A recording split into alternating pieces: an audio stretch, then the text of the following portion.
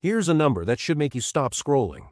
The top 1% of Americans now own more wealth than the entire bottom 50% combined by a factor of 12. Now, you might be thinking, okay, rich people are rich. I knew that. But here's what's new. Here's what changed in 2025 and why it matters to you specifically. The split isn't just between the rich and the poor anymore. The middle is cracking. And if you're between 25 and 50, earning a decent wage, maybe renting, maybe carrying some credit card debt, paying off student loans, this video is about what's quietly happening to your financial future right now. The US economy runs on consumer spending. About 70% of everything this country produces gets purchased by regular people. When regular people can't spend, businesses don't grow. Jobs don't get created. The whole engine sputters. And right now, the engine is being kept alive almost entirely by people at the very top. The top 10% of earners account for nearly 50% of all consumer spending in America. Think about what that means. Half the economy, riding on 1/10 of the population. That's not resilience. That's a single point of failure. Let's back up, because this didn't happen overnight. After the pandemic, two things happened simultaneously, and they pulled people in completely opposite directions. If you owned assets, stocks, real estate, a 401k with a decent balance, 2021 through 2025 was extraordinary. Markets surged. Home values exploded. Your net worth went up, sometimes dramatically, without you doing anything. But if you were living primarily on your wages, you got squeezed. Inflation hit 9%. Then it came down, but prices didn't. The grocery bill that used to be $300 a month is now $420. The car insurance went up 30%. Rent kept climbing. And wages? They finally started catching up in 2025, but for many people, they're still behind where they need to be. Here's what most people miss. The pandemic gave lower-income households a brief financial boost, stimulus checks, student loan pauses, a labor shortage that briefly pushed up wages at the bottom. It looked like the gap might finally be closing. It wasn't. It was a detour. You want a number that tells the whole story in one shot? Americans currently owe $1.28 trillion on credit cards. That's the highest ever recorded. And it's not because people are buying things they want. Nearly half of U.S. adults carrying a credit card balance say they're doing it just to cover everyday necessities. Groceries, gas, utilities, the things you cannot cut. And they're paying 22% interest on those purchases. That's not a financial strategy. That's financial survival on a credit card that charges you a fifth of everything you spend every year just for being alive.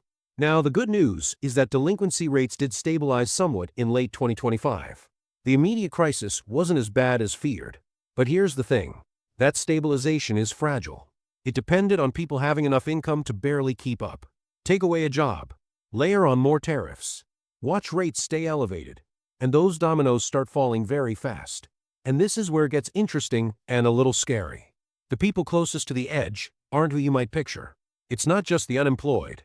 There's an emerging pattern economists are flagging: fully employed people with jobs who look completely fine from the outside but are one bad month away from tipping over.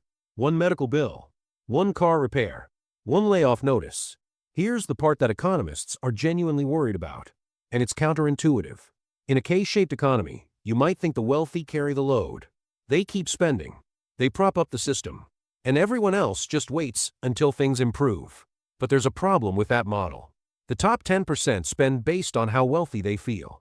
And how wealthy they feel is tied to, you guessed it, the stock market, and real estate values, and AI investment hype. If any of those wobble, if the stock market corrects, if the AI bubble deflates, if housing cools, the people propping up the whole system pull back fast. And there's no middle-class cushion left to catch the fall. The people who traditionally acted as the economy's shock absorbers have been squeezed out of that role. One economist, writing in Fortune magazine in January 2026, called a barbell economy the two heavy ends of wealth and poverty connected by a middle class that is, in her words, rapidly snapping. The labor share of GDP, how much of the economy's income actually goes to workers, just hit its lowest point in 78 years. 78 years. We haven't seen workers claim this small a share of national income since 1947. That's not a blip. That's a structural shift. So, what do you do with all of this? The instinct might be panic. But panic isn't a strategy. Here's what actually is. First, audit where you sit on the K. Do you have assets that appreciate, or are you living almost entirely on income? Be honest with yourself. Because the people who get hurt first in a K-shaped economy are the ones who don't realize which arm of the K they're on until it's too late. If your net worth is mostly your paycheck, that's not a life sentence. But it is information you need to act on. Second, treat high-interest debt as a financial emergency, not a vague priority. An emergency. At 22% interest, $10,000 in credit card debt costs you $2,200 a year just to exist. That money buys nothing. It builds nothing.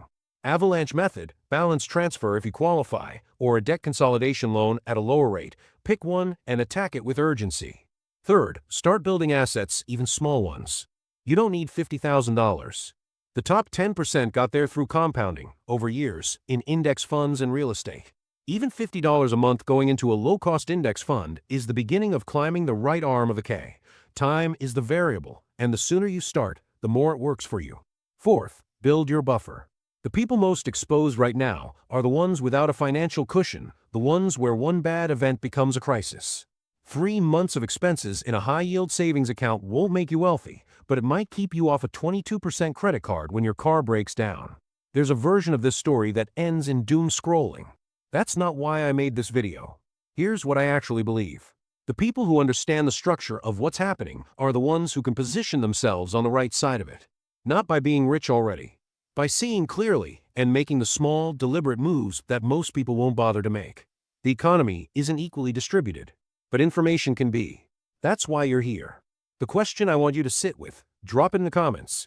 Are you living primarily on income or on assets? And do you know the difference it makes? Because the answer to that question might be the most important thing you figure out this year.